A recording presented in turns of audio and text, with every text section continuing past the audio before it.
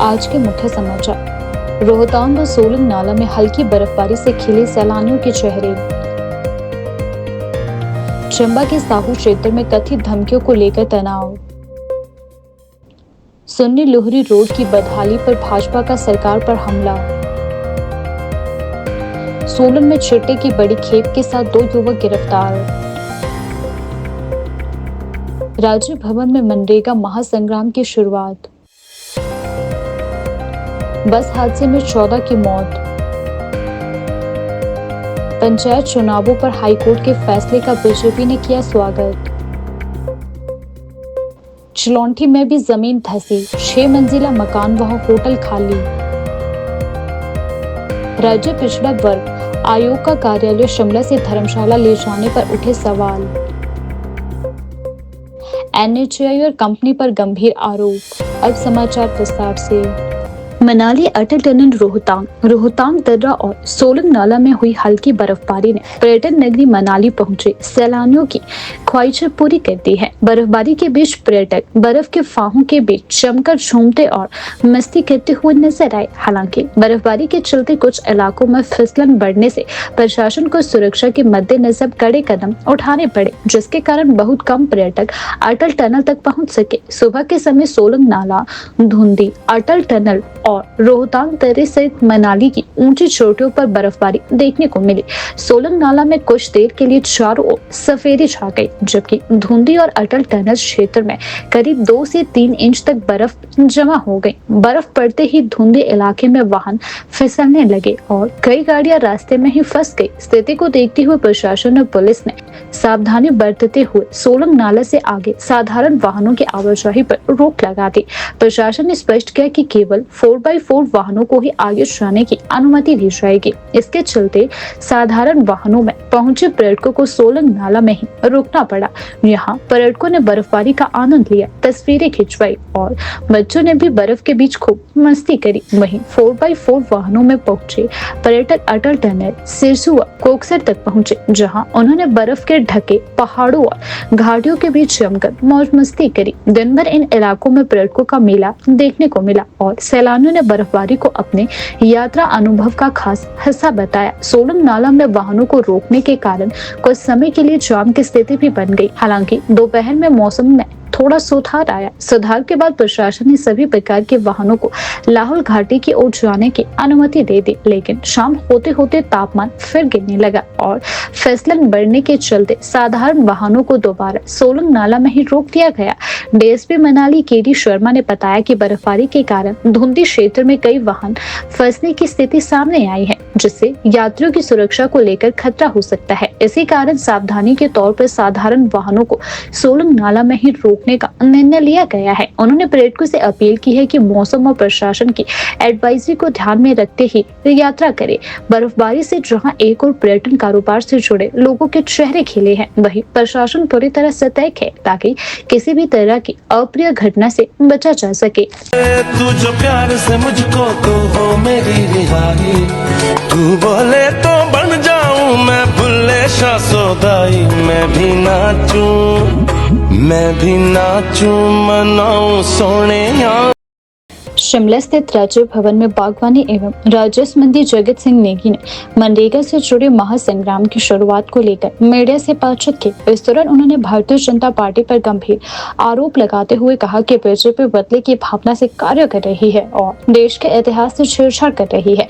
मंत्री जगत सिंह नेगी ने कहा कि कांग्रेस शासन के दौरान शुरू की गई जन कल्याणकारी योजनाओं को भाजपा सरकार या तो कमजोर कर रही है या फिर उनके नाम बदलकर उनकी मूल भावनाओं को खत्म करने का कार्य कर रही है।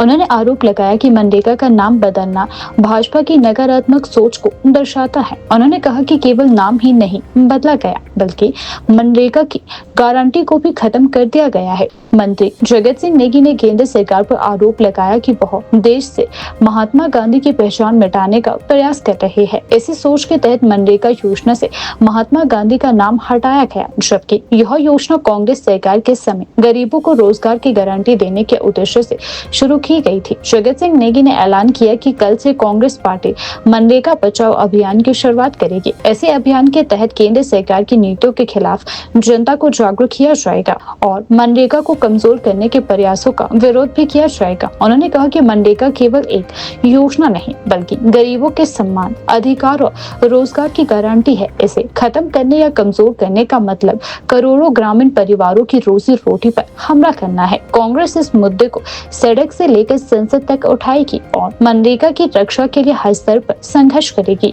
आज हमारा जो प्रेस वार्ता है ये एक ऐतिहासिक जो फैसला कांग्रेस की यूपीए गठबंधन के समय जब देश के प्रधानमंत्री डॉक्टर मनमोहन सिंह जी थे, वो जो है एक आर्थिक रूप में आर्थिक विद्वान भी थे उसमें, और उसमें कांग्रेस की राष्ट्रीय अध्यक्षा और साथ में गठबंधन जो पार्टियां उसकी भी अध्यक्षा श्रीमती सोनिया गांधी थी। बहुत सारे ऐतिहासिक कानून उस दौर में बने, जिसमें मनरेगा का कानून, जिसमें सूचना का अधिकार का कानून, जिसमें फूड गारंटी का जो कानून, और इसी तरह जो है राइट टू एजुकेशन का कानून और अनेक कानून उस समय बने। तो मनरेगा का कानून जो है ये अपने आप में ऐतिहासिक इसलिए रहा कि इस कानून के तहत पहली बार किसी भी सरकार ने जो है, वो भी केंद्र की सरकार ने, पूरे देश के ग्रामीण क्षेत्रों में रोजगार के लिए एक कानून बनाया और मांग के ऊपर कोई भी व्यक्ति जो रोजगार करना चाहता है, जो काम करना चाहता है, मजदूरी करना चाहता है, उसके लिए कानून बनाया। और ये कानून था ऑन डिमांड, मांग के ऊपर आपको जो है रोजगार मिलना था। तो ये बहुत ऐतिहासिक रहा और उस कानून के बनने के बाद करोड़ों हिंदुस्तान के जो ग्रामीण क्षेत्र में बेरोजगार लोग थे उनको जो है एक रोजगार मिला, और वो भी एक कानून के तहत गारंटी के रूप में मिला। इसमें ये था कि अगर किसी को अगर एप्लीकेशन देने के बाद या मांग करने के बाद अगर 15 दिन के अंदर उसको रोजगार ना मिले तो वो जो है 15 दिन का 1/4 जो मजदूरी है वो कंपनसेशन के रूप में देने का प्रावधान था। और इस कानून को राष्ट्रपिता महात्मा गांधी जी के नाम से इसको महात्मा गांधी राष्ट्रीय रोजगार गारंटी योजना का नाम दिया गया। और ये उचित भी था क्योंकि महात्मा गांधी जैसे महान नेता जिन्होंने इस देश को आज़ादी दिलाई, आज़ादी के बाद इस देश की एकता और अखंडता के लिए उन्होंने अपना महान बलिदान दिया, और उनकी एक सोच थी कि ग्रामीण क्षेत्र में हर तरह से पंचायती राज के द्वारा वहाँ पर भी जो है एक राम राज्य स्थापित किया जाए। उस दिशा में ये बहुत बड़ा कदम था। परंतु आज भारतीय जनता पार्टी की केंद्र की सरकार, एक तो आपने देखा हुआ इनके 12 साल का जो कार्यकाल हो रहा है, इसमें इन्होंने संविधान को कमज़ोर करने में, संविधान को जो है कटघरे पे खड़ा करने में कोई इन्होंने कसर नहीं रखी है। इन्होंने हर प्रकार के जो संवैधानिक हमारी संस्थाएं हैं, चाहे जुडिशरी है, चाहे चुनाव आयोग है, चाहे हमारे ईडी, सीबीआई, सबको इन्होंने जो है कमज़ोर करके इस देश में जो है एक लोकतंत्र को जो है ख़त्म करने का शुरुआत कर दिया है। अभी वोट चोरी कि आपने घटना जो है पूरे देश के अंदर देखा SIR के माध्यम से।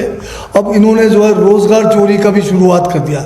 मनरेगा के कानून में बदलाव करके रोजगार चोरी और गरीब जनता से जो है उनकी मजदूरी चोरी करने का एक नायाब तरीका निकाल दिया। इन्होंने 2025 के दिसंबर में मनरेगा का जो कानून है उसमें संशोधन करके अब ये कर दिया कि अब आप ऑन डिमांड यानी मांग के ऊपर आपको जो है अब काम नहीं मिलेगा।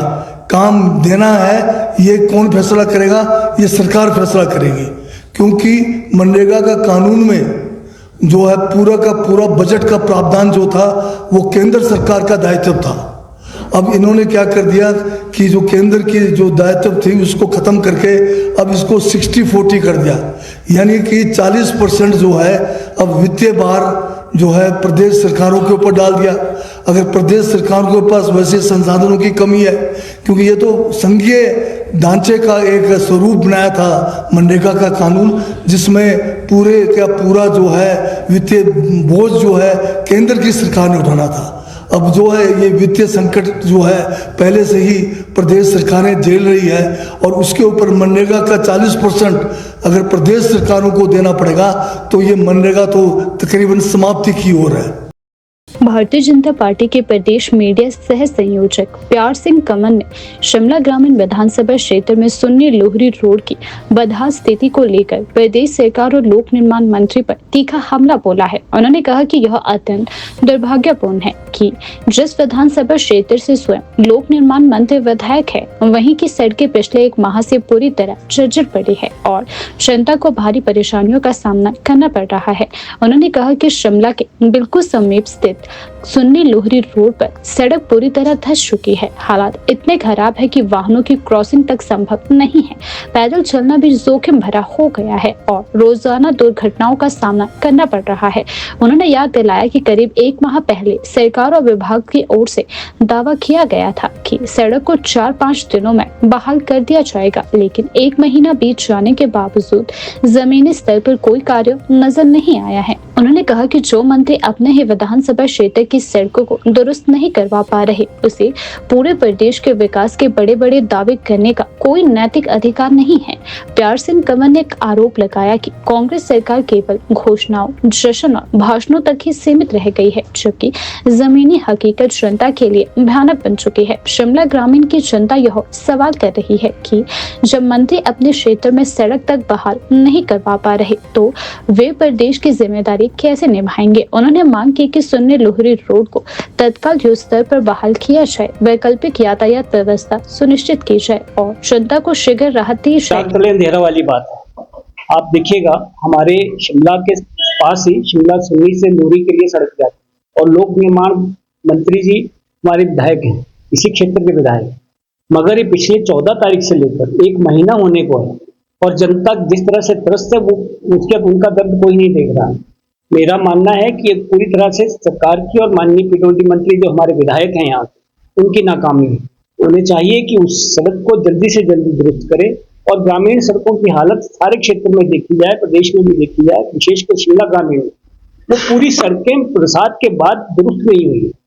तो मेरा आग्रह है सरकार से कि माननीय मुख्यमंत्री जी से भी कि इस क्षेत्र की ओर ध्यान दिया जाए और जो एक महीने से सड़क बंद है, जो लोगों को आवाजाही में बहुत दिक्कत का सामना करना पड़ रहा है, उनको सहूलियत प्रदान करें। सरकार इस पर शीघ्र कार्रवाई करे ताकि जनता को सुविधा हो। लोगों को बड़ी उम्मीद थी, लोगों को उम्मीद है कि जैसे अपने विधायक होता है, मंत्री होता है, वो तो त्वरित काम होता है, मगर यहाँ तो डिले हो रहा है। पिछले 3 वर्षों से सड़कों की हालत खराब हुई है जबकि वो ठीक होनी चाहिए। तो मेरा उनको भी निवेदन है, हमारे माननीय विधायक हैं, वो इस तरह से अनदेखी ना करें। जनता को परेशानियां होती हैं, जनता के हित के लिए काम करना चाहिए और सड़क बंद है, 1 माह होने जा रहा है और लोग किस स्थिति से गुजर रहे होंगे वो ही जानते हैं। उनकी गाड़ियां क्रॉस नहीं हो रही है, फंसने नहीं जाती हैं, लोग आ जा नहीं सकते, तो वो बहुत बड़ी परेशानी है। सुन्नी लोहरी रोड को जितना जल्दी हो सके उतना जल्दी ठीक करना चाहिए और जल्दी से जल्दी, सरकार ने कहा था 4-5 दिन में ठीक हो जाएगा, मगर 1 महीना होने को। हिमाचल प्रदेश के सिरमौर जिले के हरिपुर धार के पास शुक्रवार दोपहर एक दर्दनाक सड़क हादसे ने पूरे प्रदेश को झकझोर कर रख दिया। शिमला से कुपवाड़ जा रही एक ओवरलोड निजी बस अनियंत्रित होकर करीब 100 मीटर नीचे खाई में जा गिरी, जिसमें चालक समेत 14 लोगों की ही मौत हो गई, जबकि 52 यात्री गंभीर रूप से घायल हो गए हैं। हादसे के बाद इलाके में चीख पुकार मच गई और हर तरफ मातम छा गया। जानकारी के अनुसार हादसे का शिकार हुई 37 सीटर जीत कोच निजी बस HP 64 66-67 में क्षमता से कई अधिक 66 यात्री सवार थे। बताया जा रहा है कि सड़क पर पाला होने के कारण बस फिसल गई और चालक नियंत्रण खो बैठा, जिसके बाद बस सीधे खाई में जा गिरी। हादसा इतना भीषण था कि बस के परखच्चे उड़ गए, टक्कर के साथ तेज धमाका हुआ और बस खाई में पलटते ही उल्टी गिर गई। दुर्घटना में बस की छत पूरी तरह अलग हो गई, जबकि टायर भी टूटकर अलग जा गिरे।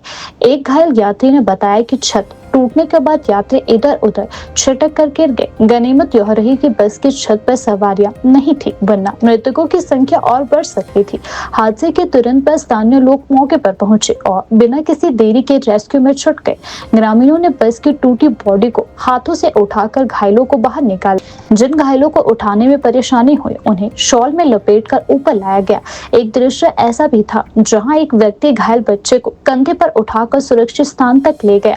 स्थानीय स्थानीय लोगों की तत्परता से कई जिंदगियां बचाई जा सकी। हादसे में जान गंवाने वाले सभी लोग सिरमौर और शिमला जिलों के निवासी बताए जा रहे हैं। घायलों को प्राथमिक उपचार के बाद विभिन्न अस्पतालों में भर्ती कराया गया, जिसमें कई की हालत गंभीर बनी हुई है। बताया जा रहा है कि यह निजी बस 2008 में खरीदी गई थी और इसकी फिटनेस अगले महीने समाप्त होने वाली थी, जबकि बस का परमिट वर्ष 2028 तक वैध था।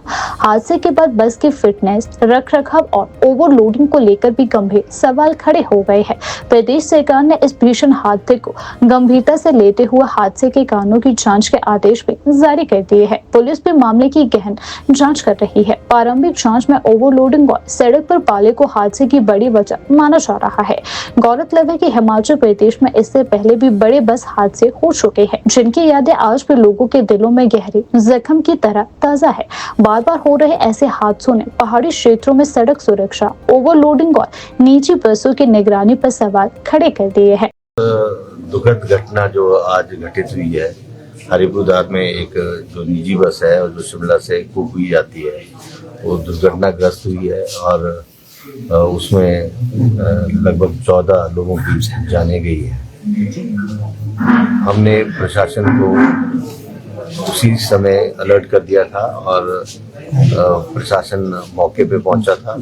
सभी जो हमारी मेडिकल की टीम्स हैं वो भी सभी मौके पे पहुंची थी और लोगों ने भी बहुत सहायता की, लोकल लोगों ने, क्योंकि बस जो है वो गहरी खाई में गिरी है और इंजर्ड लोगों को और डेड बॉडीज को लाने में बहुत मशक्कत करनी पड़ी, जिसमें लोकल लोगों ने बहुत सहायता की है। बस इसके अलावा जो कैजुअलिटी हुई है उसके अलावा कुछ लोगों को मेडिकल कॉलेज नाहन रेफर किया गया है, कुछ लोगों को सोलन रेफर किया गया है और कुछ लोग जो राजगढ़ में एडमिट थे उनको डायरेक्ट पीजीआई 4 लोगों को रेफर किया गया है और सोलन से भी 2 लोगों को आईजीएमसी रेफर किया गया है और उनका उपचार चल रहा है। माननीय स्वास्थ्य मंत्री जी खुद यहाँ सभी के हाल जानने आए थे और सभी निर्देश यहाँ हॉस्पिटल में दे दिए गए हैं सभी डॉक्टर्स को कि ये जो इंजर्ड लोग हैं इनके उपचार जो है सरकार कराएगी अपने खर्चे पे। और इस वक्त हरिपुरदार मौके पे माननीय उप मुख्यमंत्री मुकेश अग्निहोत्री जी और हमारे उद्योग मंत्री हर्षवर्धन चौहान जी मौके पे पहुंच चुके हैं हरिपुरदार और मैं अभी खुद पालमपुर से आ रहा हूँ, सीधे ही यहाँ पहुंचा हूँ। मेरा एक कार्यक्रम था तो बहुत दुख हुआ।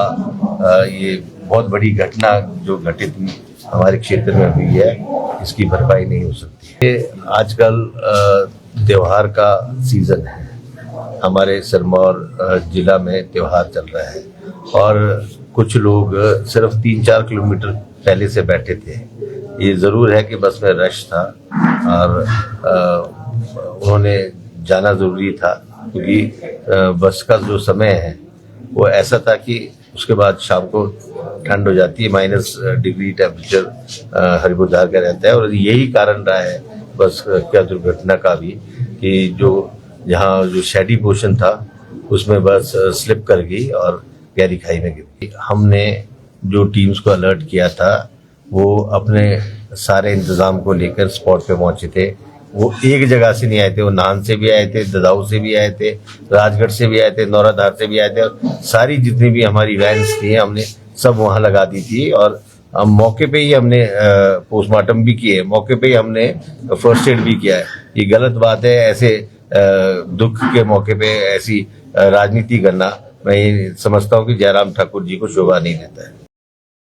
शिमला के भट्टाकुफर के बाद अब चलौंठी क्षेत्र में भी 4 लेन निर्माण से जुड़े टनल कार्य के चलते हालात चिंताजनक बने हुए हैं। यहाँ एक 6 मंजिला मकान में गहरी दरारें आने के बाद उसे तत्काल खाली करवा दिया गया और साथ ही एक होटल को भी खाली कराया गया है। स्थिति को देखते हुए स्थानीय लोगों में दहशत का माहौल बना हुआ है।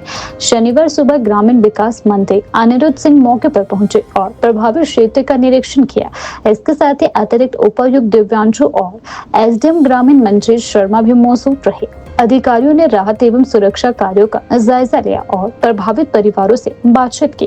प्रारंभिक जानकारी के अनुसार जिस मकान में दरारें आई है उसके ठीक नीचे 4 लेन परियोजना की टनल का निर्माण कार्य चल रहा है, जिसके चलते जमीन धंसने की बात सामने आई है। स्थानीय लोगों ने मंत्री अनिरुद्ध सिंह को बताया कि टनल निर्माण में लापरवाही के कारण घरों और सड़कों को भारी नुकसान हो रहा है। लोगों ने निर्माण कार्यों को तत्काल रोकने की मांग उठाई है। मंत्री अनिरुद्ध सिंह ने मौके पर NHAI के अधिकारियों को बुलाकर सख्त निर्देश दिए कि जिन मकानों में दरारें आई हैं उनका अधिग्रहण किया जाए और प्रभावितों को उचित राहत व मुआवजा दिया जाए। उन्होंने कहा कि लोगों की जान माल की सुरक्षा सरकार की प्राथमिकता है और किसी भी तरह की लापरवाही बर्दाश्त नहीं की जाएगी। जमीन धंसने और सड़क पर दरारें आने के चलते संजौली ढली बाईपास पर वाहनों की आवाजाही बंद कर दी गई। सुरक्षा कारणों से ट्रैफिक को संजौली बाजार के रास्ते डाइवर्ट किया गया, जिससे लोगों को परेशानियों का सामना भी करना पड़ रहा है। शिमला से चिलौंठी की पार्षद ममता चंदेल ने टनल निर्माण कार्य के कारण घरों और सड़क पर आई दरारों को लेकर गहरी चिंता जताई। उन्होंने कहा कि टनल कार्य से क्षेत्र में लगातार नुकसान हो रहा है और यदि समय रहते उचित कदम नहीं उठाए गए तो बड़ा हादसा भी हो सकता है। पार्षद ने प्रशासन और NHAI से मांग की है कि टनल निर्माण की तकनीकी जांच करवाई जाए और प्रभावित क्षेत्रों में सुरक्षा के पुख्ता इंतजाम भी किए जाए। लगातार सामने आ रही इन घटनाओं ने शिमला में 4 लेन परियोजना की कार्य प्रणाली पर भी गंभीर सवाल खड़े कर दिए हैं। मेरा राजपाल राष्ट्र नाम है। मैं इसी बिल्डिंग में रहता था, पिछले 5 साल से रहता था। तो 2-3 दिन से दरारें हल्की सी महसूस हो रही थी, तो उसके बावजूद हमने फिर कंप्लेंट किया, NHAI ऑफिस में भी गए, हमारे जो मकान मालिक है, तो उन्होंने कहा कि हम आपके मौके पे आएंगे। आए देखा तो उन्होंने यही आश्वासन दिया हमारे को 3-4 दिन से कि नहीं मैडम कुछ नहीं है, ये सब सही है, आप रहिए, आपको कोई रिस्क नहीं है इसमें। तो कल शाम को सडनली ये अचानक हो गया, कोई 7-8 बजे के करीब बच्चों ने देखा ये चीज़ नीचे, जब वो बैठे थे बेड पे तो देखा कि आवाज़ आ रही है बिल्डिंग में आवाज़ आ रही है बहुत जोर की। तो फिर दरारें पड़नी शुरू हो गई। सबसे पहले मेरे रूम में पड़नी शुरू हुई क्योंकि मैं ग्राउंड फ्लोर में रहता हूँ। हाँ जी, फिर उनसे पता लगा, फिर उतने को अचानक मेरे को लगता है टनल भी रात को गिरी है, ये लोग बता नहीं रहे, टनल भी गिरी है रात को। तो फिर उन्होंने किसी ने एक ने टनल वाले ने आवाज़ दी कि भागो। फिर हमारे बच्चे भागे दौड़ के, फिर हालांकि मकान वाले को उतना पता भी नहीं था। फिर वो मकान मालिक को बताया, फिर जाके पूरे लोग ये आए, फिर रात सारी रात ने रोड में लगे। पूरी रात हम सड़क में था, आपने वीडियो के माध्यम से देखा होगा, आग जला के यहाँ पर लोग सारे लोग यहाँ पर सारी रात को रोड में थे। तो मैंने चाहिए और प्रशासन भी है, दोनों है, होते उनको पता है एक्चुअल में कि इतनी नज़दीक बिल्डिंग है, आप यहाँ पर काम कर रहे हैं, काम करने की आप लोग जो परमिशन दे रहे हैं, ये तो सामने दिखता है मैडम। 50 मीटर का भी इसमें फ़र्क नहीं है इस बिल्डिंग में और उसमें, और यहाँ से टनल खोद दी गई है। ये तो हिलनी थी, तो वैसे तो काफ़ी टाइम से हमारे को 1-2 महीने से पता लगा जब नीचे ब्लास्टिंग होती है और वाइब्रेशन होती है, सबको पता नहीं है पूरे इलाके में। इसके खिलाफ कंप्लेंटें भी हुई है, FIR भी हुई है, इसके खिलाफ बोला भी गया है, लेकिन किसी ने कोई सुध नहीं ली। ये रात को यहाँ पे लोगों के घरों में दरार आ गई थी, तो रात को ही वैक्यूएट करवा दिया था इनका घर वगैरह। तो जो नीचे टनल बन रही है उसमें ब्लास्टिंग वगैरह की वजह से ये सारी प्रॉब्लम्स आई है लोगों को। तो रात को लोगों मतलब 1-2 बजे तक लोग घर से बाहर थे और उनको खाली करवानी पड़ी बिल्डिंग। नीचे तो कार्य रुक गया है क्योंकि नीचे टनल में भी काफ़ी मलबा गिर चुका था अंदर से, तो काफ़ी बैठ गया है, ये एरिया भी बैठ गया। इवन रोड ऊपर की रोड में भी क्रैक्स आते हैं, तो साथ में जो 2-3 बिल्डिंग में तो काफ़ी क्रैक्स हैं। बिल्डिंग है जिसमें ज़्यादा क्रैक्स पड़े हैं, तो उनके किराएदार थे, कोई 15-16 किराएदार हैं, तो उन्होंने भी खाली कर दिया है मकान। और जो मकान मालिक है उनको भी खाली करना पड़ा, तो वो जिला परिषद भवन है उसमें उनको शिफ्ट करा दिया गया है। यहाँ पे मंत्री जी भी आए थे, ये ग्रामीण में पड़ता है ये एरिया, तो मंत्री जी भी आए थे, तो उन्होंने प्रशासन तो खैर शाम को आ चुका था, हाँ जी, अनिरुद्ध सिंह जी। तो प्रशासन तो शाम को आ गया था, तो उन्होंने पूरे प्रशासन को हिदायत दी है कि इनका जो भी कंपनसेशन बनता है फेयरली और इनका एक्वायर किया जाए मकान। तो क्योंकि लोगों की यही डिमांड है कि हमारा मकान कंपल्सरी एक्विजिशन हो इसका, तो वो प्रशासन को उन्होंने। मंडी में भारतीय जनता पार्टी ने ग्राम पंचायत, नगर निगम और नगर निकाय चुनावों को लेकर केंद्र सरकार पर तीखा हमला बोला है। भाजपा नेताओं ने कहा कि कांग्रेस पूरे देश में हाथ में संविधान की किताब लेकर संविधान बचाओ का ढोंग करती है, लेकिन जहां भी उसे मौका मिलता है वहां संविधान और कानून की धज्जियां उड़ाने से पीछे नहीं हटती है। यह वाक्य पूर्व मुख्यमंत्री जयराम ठाकुर ने कहा है। भाजपा ने आरोप लगाया कि हिमाचल प्रदेश में पंचायतों, नगर निगमों और नगर निकायों के चुनावों को लेकर सरकार जिस तरह से मनमानी रवैया अपना रही है, उससे यह साफ जाहिर होता है कि उसे न तो संविधान की चिंता है और न ही लोकतांत्रिक मूल्य की। पार्टी का कहना है कि सरकार अपने राजनीतिक हितों के लिए नियमों और कानूनों की अनदेखी कर रही है। भाजपा नेताओं ने कहा कि माननीय उच्च न्यायालय के फैसले पर मुख्यमंत्री की प्रतिक्रिया बेहद हास्यदायक है और दुर्भाग्यपूर्ण है। मुख्यमंत्री द्वारा डिजास्टर मैनेजमेंट एक्ट का हवाला देकर न्यायालय के फैसले पर सवाल उठाना न केवल न्यायपालिका का अपमान है बल्कि संवैधानिक मर्यादाओं के भी खिलाफ है। भाजपा ने तंज कसते हुए कहा कि आपदा प्रभावितों के बीच आपदा राहत के पैसों से जश्न मनाने वालों के मुंह से संविधान और कानून की दुहाई देना शोभा नहीं देता है। जयराम ठाकुर ने आरोप लगाया कि सरकार एक और लोकतंत्र की बात करती है और दूसरी ओर लोकतांत्रिक संस्थानों को कमजोर करने का प्रयास करती है। हिमाचल प्रदेश में आज जो माननीय उच्च न्यायालय का फैसला आया है, मैं उसका स्वागत करता हूं।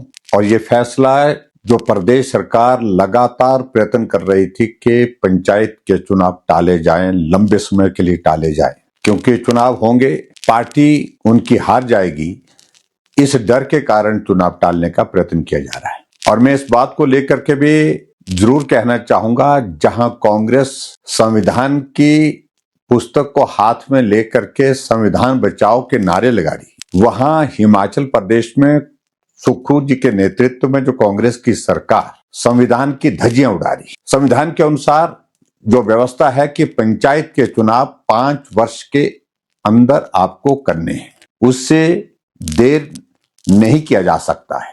ये कॉन्स्टिट्यूशनल अमेंडमेंट है, लेकिन उसके बावजूद भी हिमाचल प्रदेश में चुनाव टालने के लिए जो कांग्रेस की सरकार ने जो प्रयत्न किए, उसमें बहुत दिलचस्प बात यह है कि त्रासदी आई है, आपदा आई है और हिमाचल प्रदेश में डिजास्टर एक्ट लागू करके ये एक बहाना ढूंढा गया ताकि चुनाव किसी तरह से टाले जा सके। और त्रासदी के इस दौर में हम देख रहे हैं कि 7 महीने बीतने को हैं, लेकिन 7 महीने में अभी तक भी सड़कें टूटी हुई है, पानी की स्कीमें टूटी हुई है, मलबा जहां पड़ा है वैसे पड़ा है, कोई भी उसमें काम नहीं हो पा रहा है।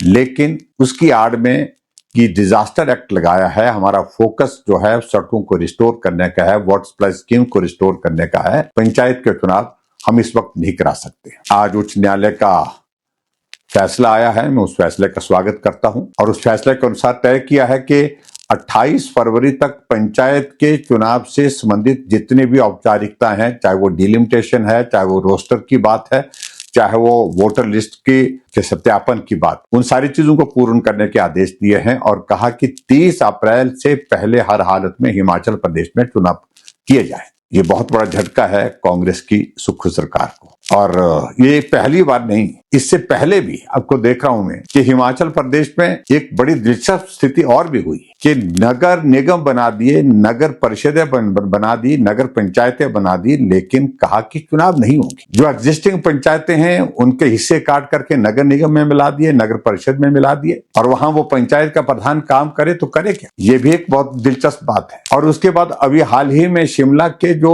कॉर्पोरेशन के, म्युनिसिपल कॉर्पोरेशन के चुनाव जो हुए थे, उस वक्त एक्ट में प्रोविजन था कि 2.5 साल के लिए पुरुष रहेंगे और उसके बाद मेयर के 2.5 साल अगले जो है वो महिला के होंगे। उसमें भी अमेंडमेंट ला करके, ऑर्डिनेंस लाकर, एक्ट बना करके हिमाचल प्रदेश विधानसभा में पारित करके गवर्नर को भेजा गया कि 2.5 साल नहीं 5 साल मेयर का कार्यकाल रहेगा। लेकिन गवर्नर के यहां से, राज्यपाल महोदय जी के यहां से अभी तक उसकी स्वीकृति प्रदान न होने के बाद 6 महीने का कार्यकाल बीत गया। ऑर्डिनेंस की जो डेट, निश्चित डेट, उस डेट तक जब उसका पारण नहीं होता है, एक्ट के रूप में पारित नहीं होता है, तो वो इनफ्लक्चुअस हो जाता है और वो हो गया। और आज बहुत विचित्र परिस्थिति है, हिमाचल प्रदेश में मेयर है, जो मेयर कानून के हिसाब से, नियम के, संवैधानिक व्यवस्था के हिसाब से अपने पद पर रह नहीं सकते हैं एक्ट के प्रोविजन के मुताबिक। उस पर भी सरकार जो है कटघरे में खड़ी है। हाई कोर्ट ने गवर्नमेंट को फाइन लगा दिया और अगली हियरिंग में मैं उम्मीद करता हूं कि उसमें भी कोई जल्दी फैसला आएगा, उसमें भी सरकार संकट में होगी। इस प्रकार से संविधान की धज्जियां हिमाचल प्रदेश में कांग्रेस की सरकार जो है वो उड़ाई जा रही है, जो चिंता का विषय है। अभी जो फैसला माननीय उच्च न्यायालय का आया है उसका मैं हृदय से स्वागत करता हूं और मैं ये कहूंगा कि सरकार तुरंत चुनाव करने की कोशिश करे और हाईकोर्ट के आदेश के अनुसार 30 अप्रैल की तारीख दी है, लेकिन 30 अप्रैल की तारीख का भी इंतजार करने की आवश्यकता नहीं, उससे पहले चुनाव कर, क्योंकि पहले की डेट उनने निर्धारित नहीं की है कि भाई क्या पहले नहीं करा सकते, पहले भी करा सकते हैं। जल्दी चुनाव कराएं ताकि लोकतांत्रिक व्यवस्था के अनुरूप हिमाचल प्रदेश में जो पंचायती राज संस्थाएं अपना काम कर सके, पंचायत के चुने हुए प्रतिनिधि काम कर सके, ये मैं प्रदेश सरकार को जरूर कहना चाहूंगा। जिला सोलन में नशे के खिलाफ चलाए जा रहे अभियान के तहत पुलिस को बड़ी सफलता हाथ लगी है। सोलन पुलिस ने चिट्टा हेरोइन की खेप के साथ 2 युवकों को गिरफ्तार किया है। यह जानकारी सोलन के पुलिस अधीक्षक गौरव सिंह ने पत्रकारों से बातचीत के दौरान दी। एसपी गौरव सिंह ने बताया कि बीते दिन पुलिस की तत्परता से कार्यवाही करते हुए 2 युवकों को नशे की खेप के साथ पकड़ा गया। प्रारंभिक जांच में सामने आया कि गिरफ्तार किए गए दोनों युवक पहले भी आपराधिक मामलों में संलिप्त रह चुके हैं। पुलिस जांच में यह भी खुलासा हुआ कि आरोपी जीरकपुर से चिट्टा लेकर आए थे और इसे सोलन क्षेत्र में सप्लाई कर रहे थे। पुलिस ने दोनों आरोपियों को मौके से गिरफ्तार कर उनके कब्जे से कुल 7.23 ग्राम चिट्टा हेरोइन बरामद किया है। दोनों आरोपी सोलन जिले के ही रहने वाले बताए जा रहे हैं। एसपी ने बताया कि आरोपियों को अदालत में पेश किया गया है, जहाँ से उन्हें 4 दिन के पुलिस रिमांड पर भेज दिया गया है। रिमांड के दौरान आरोपियों से नशे की सप्लाई, अन्य संदिग्ध लोगों और नेटवर्क को लेकर गहन पूछताछ की जा रही है। पुलिस अधीक्षक गौरव सिंह ने कहा कि जिला सोलन में नशे के खिलाफ पुलिस का अभियान लगातार जारी है। नशा तस्करी में संलिप्त किसी भी व्यक्ति को बख्शा नहीं जाएगा।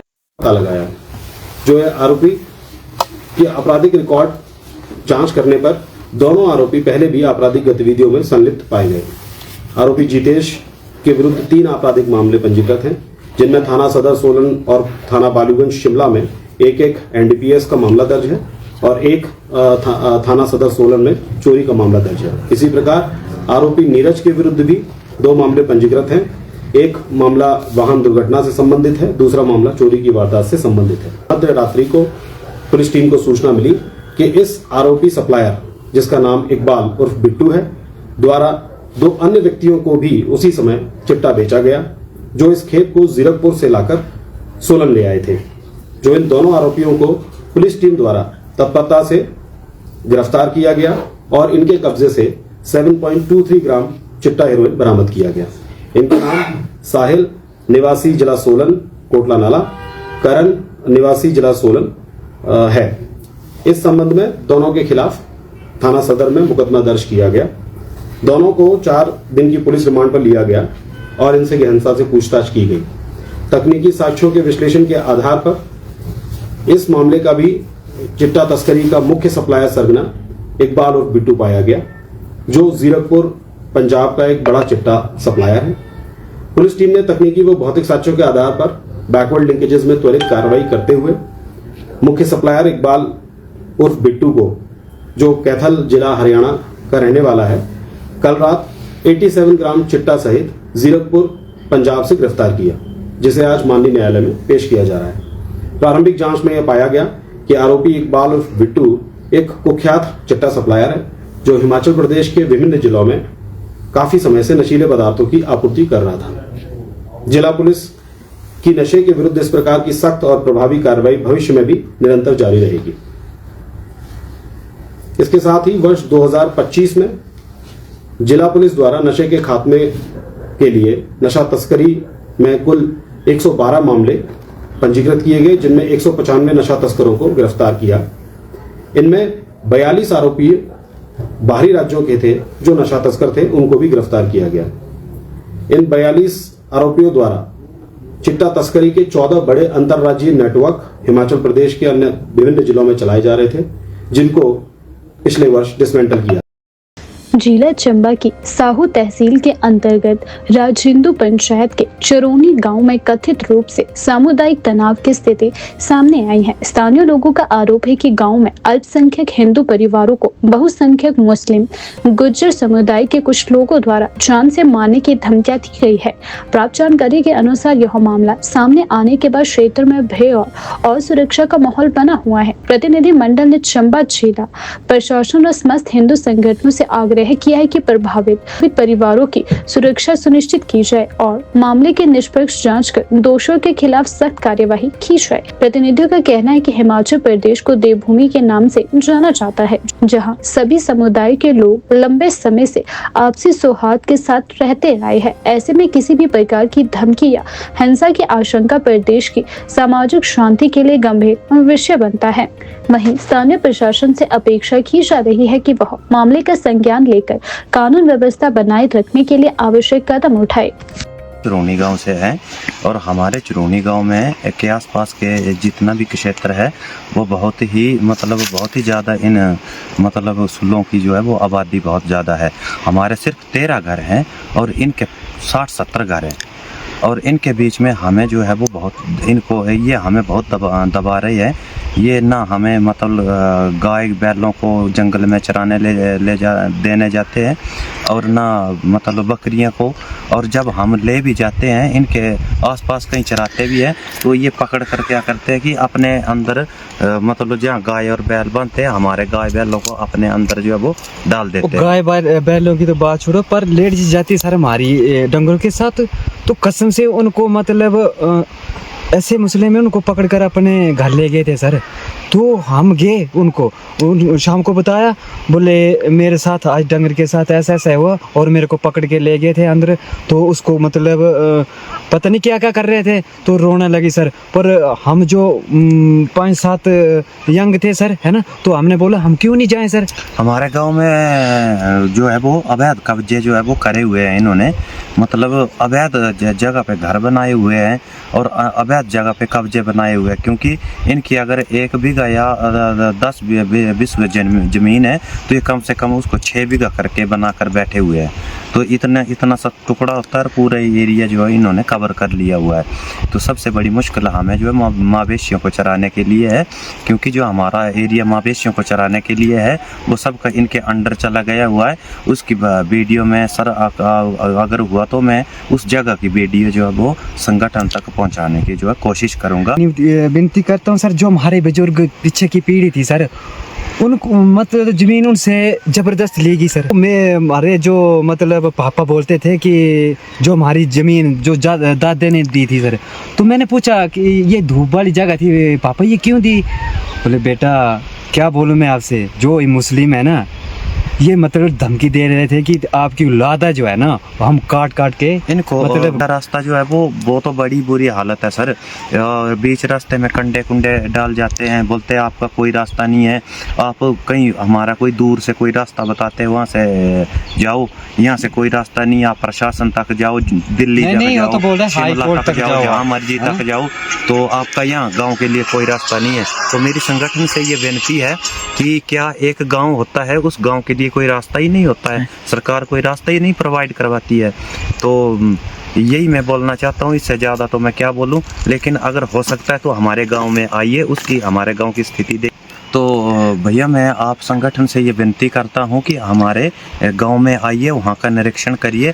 अगर आप नहीं आते हैं तो हमें जो है आत्महत्या करने की जरूरत पड़ेगी, सुसाइड कर लेंगे, क्योंकि सर हमारी माँ बेटियाँ जो है वो बाहर निकलती है, पत्थर मारते हैं, उनको छेड़ते हैं, है ना। तो अगर हमारे ऊपर कोई आवाज़ उठाने वाला है तो प्लीज़ आगे आइए, अगर नहीं है तो हम जो है वो सुसाइड कर लेंगे, हमारा गाँव जो है वो सुसाइड कर लेगा। देखो सर, क्योंकि कि बहुत बुरे से बुरे हाल है जनाब। हम तो रात में सोने तक का हम पूरी तरह से नींद भी नहीं ले पाते, मेरे भाई, क्योंकि पता नहीं कब रात में आ जाए, कब कुछ अटैक कर जाए, पत्थर मार जाए, बहन बेटी को छेड़ जाए, क्योंकि हमारा उसमें है ही नहीं, हिंदू ही नहीं है।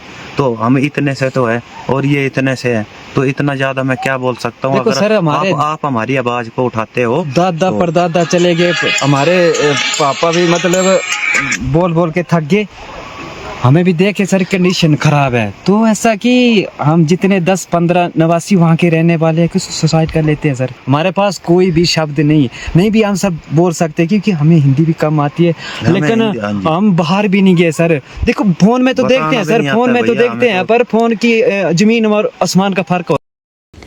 राज्य सरकार द्वारा राज्य पिछड़ा वर्ग आयोग का कार्यालय शिमला से धर्मशाला शिफ्ट करने के फैसले को लेकर विवाद गहराता जा रहा है। इस निर्णय पर कड़ा ऐतराज जताते हुए पूर्व आयोग सदस्य रामलाल शर्मा ने इसे बेहद ही दुर्भाग्यपूर्ण और राजनीतिक लाभ से प्रेरित फैसला करार दिया है। रामलाल शर्मा ने आरोप लगाया कि यह निर्णय जिला कांगड़ा के एक वरिष्ठ मंत्री के करीबी रिश्तेदार और आयोग के वर्तमान अध्यक्ष के आग्रह पर लिया गया है। उन्होंने कहा कि इस फैसले के तहत 10 कर्मचारियों के कार्यालयों को शिमला से धर्मशाला शिफ्ट किया जा रहा है, जो न तो प्रशासनिक दृष्टि से उचित है और न ही जनहित में। रामलाल शर्मा ने कहा कि इस फैसले के जरिए ओबीसी समुदाय को गुमराह किया जा रहा है और उन्होंने बताया कि इसके साथ ही यह दिखाने का प्रयास किया जा रहा है कि कार्यालय शिफ्ट होने से ओबीसी वर्ग को सीधा लाभ मिलेगा, जबकि यह वास्तविकता से परे है।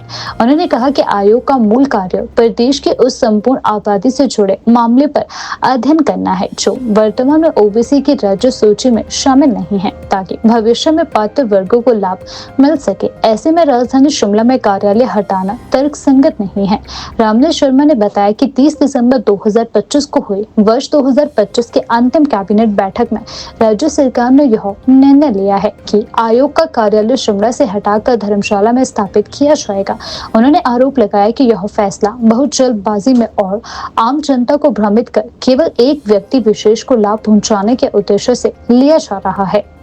जो सरकार द्वारा 30/12/2025 को ओबीसी कार्यालय को शिमला से धर्मशाला शिफ्ट करने का निर्णय लिया गया था, ये पूरी तरह से जन विरोधी है, क्योंकि कमीशन का कार्य किसी विशेष एरिया को फायदा पहुंचाना नहीं है, जबकि पूरे हिमाचल प्रदेश की आम जनता की उनके अधिकारों को संरक्षण और समय समय पर न्याय देना है।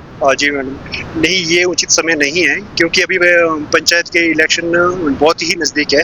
इसलिए सबसे पहले कमीशन का कार्य था कि जो भी ओबीसी की पॉपुलेशन का मेन कार्य है पंचायत रोस्टर को ध्यान में रखना, वो आयोग द्वारा नहीं रखा गया है, क्योंकि जो आयोग के अध्यक्ष अभी बने हैं प्रभात चंद्र चौधरी जी द्वारा, उन्होंने सरकार के समक्ष जो एक अपना कार्यालय शिफ्ट करने का प्रस्ताव रखा है वो पूरी तरह से निराधार है और अपने स्वयं के बेनिफिट को ध्यान में रखते हुए वहाँ अपने घर उनका धर्मशाला में नज़दीक है, इसलिए उन्होंने ये प्रस्ताव इस समक्ष और राजनीतिकरण करके जो है ना उन्होंने इस सरकार के समक्ष भेजा है। और दूसरा ये कि पंचायत का इलेक्शन जो भी नज़दीक है, इसमें हमारा जो ओबीसी की जो पॉपुलेशन है वो सर्वे 1993-94 में हुआ था, इसलिए उस समय ओबीसी की पॉपुलेशन करीब 9 लाख हिमाचल प्रदेश के लोग उससे लाभान्वित थे, जबकि उसके बाद 1993 के बाद कोई भी सर्वे सरकार द्वारा नहीं हुआ है और 1993 की जो जजमेंट है उसके आधार पर ही हर 10 साल बाद ओबीसी कमीशन द्वारा समय समय पर सर्वे किया जाना था, लेकिन आज तक नहीं हुआ है। तो मैं सरकार से भी और यही मांग करता हूं कि जो अभी पंचायत के इलेक्शन है उसके बीच में ओबीसी का जो सर्वे है, ताज़ा सर्वे जो है, उसके आधार पर पंचायत को रिपोर्ट सौंपे कमीशन आयोग, जो सबसे महत्वपूर्ण कार्य है, ताकि ओबीसी के जो लोग हैं उनको जो पंचायत का रोस्टर है उसमें न्याय मिले। मैडम बिल्कुल, क्योंकि उस टाइम जब 1993 में शिमला में कार्यालय स्थापित किया गया था तो उसमें ये मेंशन किया गया था कि इसका कार्यालय, कमीशन का कार्यालय शिमला में ही राजधानी के साथ ही रहेगा, लेकिन अभी ये यहाँ का जो गलत तरीके से सरकार को रिपोर्ट पेश की गई है वो पूरी तरह से निराधार है।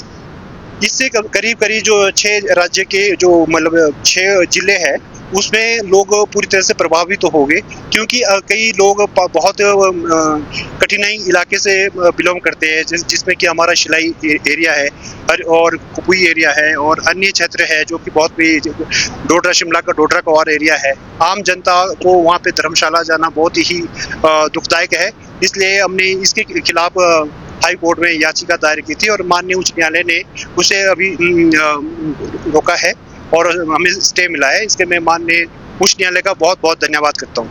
सर, इसी बीच जी हाँ, इसमें सबसे पहले ये है कि जो मंत्री जी के करीबी अध्यक्ष महोदय जो बने हैं वो बहुत ही मंत्री के करीबी है।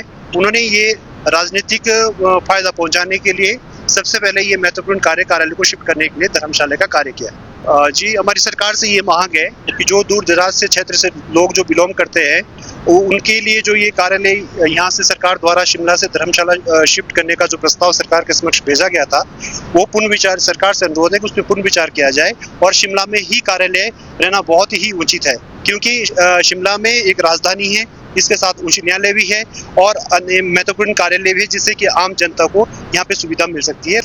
और राजधानी के साथ कुछ ऐसे महत्वपूर्ण कार्यालय है जो होना बहुत ही जरूरी है। आम जनता मतलब अलग अलग जगह पे जाना बहुत मुश्किल का सामना है, और जैसा कि बार बार सुनने में आ रहा है कि यहाँ बहुत ज़्यादा भीड़ भड़ाका का कुछ कारण दिए जा रहे हैं कि बहुत ज़्यादा जाम लगता है। लेकिन मैं सरकार के समक्ष ये अनुरोध करता हूँ कि अभी जो शिमला और सोलन 4 लाइन बन रहा है, उससे ट्रैफिक बहुत ज़्यादा डाइवर्ट हो जाना है, और जो कार्यालय के है उतनी ज़्यादा मुश्किलें नहीं आनी है। तो हमारा आपसे अनुरोध है कि जो भी कर्मचारी है उनको भी परेशानी का सामना ना करना पड़े, और जो भी आम जनता है उनको भी सुविधा हो, ये हम सरकार के समक्ष मांग रखते हैं। के संजौली क्षेत्र अंतर्गत चलौंठी में 4 लेन परियोजना के तहत चल रहे टनल निर्माण कार्यों ने लोगों की जिंदगी में भूचाल ला दिया है। टनल निर्माण के कारण जमीन धंसने से कई मकानों में गहरी दरारें आ गई है, जिसके चलते बीती रात कई घरों को आनन फानन में खाली करवाना पड़ा। इस घटना के बाद इलाके में दहशत और आक्रोश का माहौल बना हुआ है। प्रभावित महिलाओं का गुस्सा 4 लेन निर्माण कंपनी और NHAI पर फूट पड़ा। भावुक महिलाओं ने कहा बाल सफेद हो गए हैं। उन्होंने कहा कि अब एक पल में सब कुछ उजड़ने की कगार पर आ गया है। महिलाओं का कहना है कि उन्होंने अपनी पूरी जमा पूंजी और जिंदगी की कमाई से घर बनाए थे, लेकिन अब टनल निर्माण की लापरवाही ने उन्हें बेघर होने की कगार पर ला खड़ा कर दिया है। स्थानीय लोगों के अनुसार जैसे ही मकानों और सड़कों में दरारें पड़नी शुरू हुई, प्रशासन ने सुरक्षा के दृष्टिगत रात के समय कई मकानों को खाली करवाया। कई परिवारों को बिना तैयारी के अपने घर छोड़ने पड़े, जिससे खासकर बुजुर्गों, महिलाओं और बच्चों को भारी परेशानियों का सामना करना पड़ा। स्थानीय निवासियों ने आरोप लगाया कि टनल निर्माण में सुरक्षा मानकों की अनदेखी की जा रही है। उनका कहना है कि लगातार शिकायतों के बावजूद ना तो निर्माण कार्य रोका गया और ना ही समय रहते ठोस कदम उठाए गए। लोगों ने मांग की है कि जब तक प्रभावित क्षेत्र की पूरी तकनीकी जांच नहीं हो जाती, तब तक टनल निर्माण कार्य को तुरंत रोका जाए। प्रभावित परिवारों ने सरकार और प्रशासन से मांग की है कि जिन मकानों में दरारें आ चुकी हैं, उनका अधिग्रहण कर उचित मुआवजा दिया जाए। हमने भी बड़ी मुश्किल से बनाया, सारी जिंदगी यहाँ बाल सफेद इसी से हुए कि हमने अपना सारी पूंजी वहाँ पे लगाई है। अब नहीं हम मानेंगे। 10 बजे, 10:30 बजे, 2 बजे, 2:30 बजे, 4 बजे, फिर बिल्कुल हटते ही नहीं। अब जब इतना हादसा हुआ, बच्चियां बेचारियां तड़फ रही है, इनका एक बंदा भी नहीं आया कि क्या करे। देखे अब हमारे को क्या पता कि क्या है ये जमीन का चक्कर। हमारे इनके कोई बंदे आए अंदर घुसे, क्या पता दारू पी के कहाँ घुसे होंगे अंदर। पूंजी इस घर पे लगाई है और उसके बावजूद हमारे को देख लो फिर क्या हो रहा है। बोलने के बावजूद अगर हम इनको बोलते नहीं तब इनका वो बनता था। जब हमने इनको बताया हर चीज, किसको कंप्लेंट करे?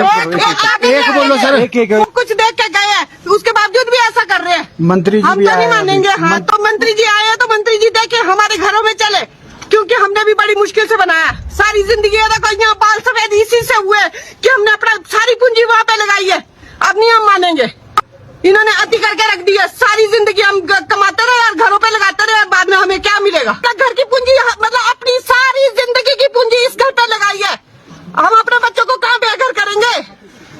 काम क्वार्टर लेकर रहेंगे जो हमने सारा जिंदगी लगा दिया। अब हमारे पास है भी क्या?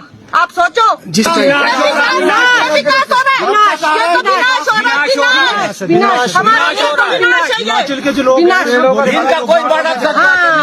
क्या पहले जैसे रोड ठीक थे या फिर आपको 4 लेन चाहिए? खराब हो गए, पेड़ों का सत्यानाश हो गया, बर्फ कहाँ से पड़नी, कहाँ से बात होनी? जो हमारे रिसोर्सेज थे बीच में वो सारे बंद है, देख लो, है ना। अगर हमारे को कभी पानी नहीं आता था, हम सोर्सेज में जाते थे, वहाँ से पानी भरते थे। अब क्या है? अब वो सोर्सेज भी बंद, सब कुछ बंद।